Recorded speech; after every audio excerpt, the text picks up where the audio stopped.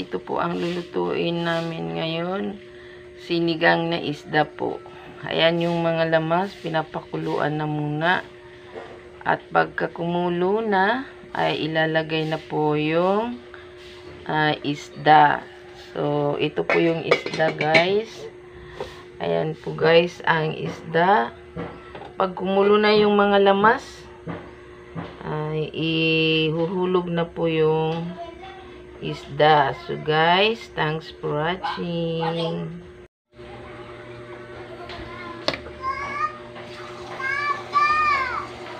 Guys, ito po yung repolyo na panghalo sa sinigang. Ayan.